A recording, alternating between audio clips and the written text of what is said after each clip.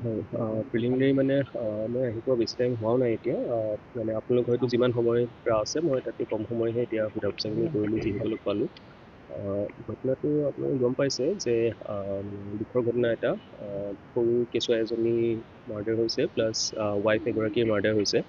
Husband জন ইনজিয়ৰ্ড আছে আৰু তেওঁ হস্পিটেলত আছে এতিয়া, মানে কণ্ডিশ্যনটো ষ্টেবল বুলি গম পাইছোঁ বৰ্তমান। মানে এতিয়ালৈকে গম পাইছোঁ যে কালি ৰাতি, মানে আজি পুৱতি নিশা 2টামান বজাত হাজবেণ্ড ৱাইফৰ মাজত অলপ চিঞৰ বাখৰ শুনিছিল ওচৰ চুবুৰীয়া ৰাইজে, আৰু সেই হিচাপে 2টামান বজাত কেইগৰাকীমান মানুহ আহি পেলাই মানে ঘৰৰ বাহিৰৰ পৰাই খবৰ লৈছিল যে কিবা হৈছে নেকি। সেই সময়ত মানে হাজবেণ্ডজনৰ পৰা জাষ্ট ৰেচপঞ্চ এটা পালে যে একো হোৱা নাই, চব ঠিকে আছে।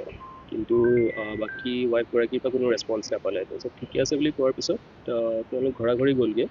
আৰু ৰাতিপুৱা আপোনালোকেও গম পাইছে যে যিটো দেৰিলৈকে দুৱাৰ খোলা নাছিল, ওচৰ চুবুৰীয়া মানুহে আহি পেলাই নক কৰিলে, একো ৰেচপঞ্চ নোপোৱাৰ কাৰণে হয়তো গাঁও প্ৰধানক মাতিলে। তাৰপিছত মতাৰ পিছত ওপৰেদি যেতিয়া জুমি চালে, ভিতৰত ডেড বডি দুটা দেখা পালে। আৰু সেই হিচাপত ওচৰ চুবুৰীয়া মানুহ আহি পেলাই যিখন এই মেইন দুৱাৰখন ভিতৰৰ পৰা মৰা আছিল, সেইখন ভাঙি পেলাই দুৱাৰখন খুলি বাহিৰতে থৈ দিছে, সোমাই পেলাই বাকী কণ্ডিশ্যনটো গম পাইছে। মানে ডেড বডি দুটা আছিলে, ৱাইফগৰাকী আৰু কেঁচুৱাজনী। আৰু মানুহজন এই ভিতৰৰ ৰুম এটাৰ কোণাতে, মানে তাতে বহি আছিল। পেটৰ ফালে অলপ ইনজুৰি আছিল। সোধা পোছা এতিয়ালৈকে হোৱা নাই মানুহজনৰ, খালি ইনজিয়ৰ্ড কণ্ডিশ্যনত আছিল কাৰণে হস্পিটেল পঠিওৱা হৈছে। কিমান ইনজিয়ৰ্ড ছাৰ?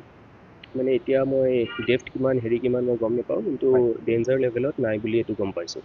চ' ঠিক হৈ যাব তেওঁ। তাৰপিছত হয়তো বাকী এক্সামিনেশ্যন বা ইনভেষ্টিগেশ্যন কেনেকৈ কি আগবাঢ়িব পাৰে সেইখিনি গম পাম। ইয়াত কিবা পাইছে নেকি ছাৰ, অস্ত্ৰ বা তেনেকুৱা আঘাত কৰা তেনেকুৱা ছাৰ অস্ত্ৰ ৰিকভাৰ হৈছে নেকি? চাগি মই আহি পোৱাৰ আগতেই মেইন ৰুমটো যিটো আছিল, সেইটো চিন অফ ক্ৰাইমটো মানে প্ৰিজাৰ্ভ কৰি আমি ছিকিউৰ কৰি ৰাখি দিছোঁ।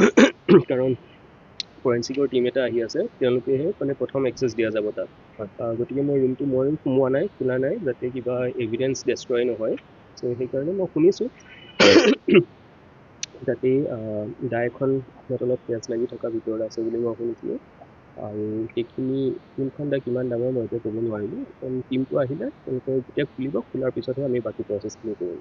এতিয়া প্ৰিলিমিনাৰী অৱস্থাত এইটোৱে দেখা গৈছে যে যিহেতু মানে দুৱাৰখনো ৰাইজেই ভাঙি পেলাই খুলিছিল, মানে খুলি বাহিৰত থৈছিল, আৰু কোনো ফ'ৰ্চ এণ্ট্ৰিও দেখা নাই। হয়তো বুলি কৈছোঁ মই এতিয়া, যিহেতু ইনভেষ্টিগেশ্যন আৰম্ভ ষ্টেজতে। হয়তো হাজবেণ্ড ৱাইফৰ মাজত কিবা তেনেকুৱা কাজিয়া লাগিবলৈ ঘটনাটো সংঘটিত হৈছে বুলি এই মুহূৰ্তত সন্দেহ কৰিব পাৰোঁ। সেইটো মই কমপ্লিটলি এতিয়াও ক'ব নোৱাৰোঁ, সেইটো পিছতহে মানে ফাইনেলি গম পাম। মানে হাজবেণ্ডে কৰিছে বুলি ডাউট কৰিব পাৰিম? ডাউট কৰিব পাৰোঁ, এইটো মই এতিয়া কমেণ্ট দিব পৰা চিটুৱেশ্যন নাই মমেণ্টত। কিন্তু যেনেকৈ ইনভেষ্টিগেশ্যন আগবাঢ়ে আপোনালোকে গম পাই থাকিব আৰু মানে কেনেকৈ কি হৈছিল, সেইখিনিয়ে জনা এতিয়া। Thank U.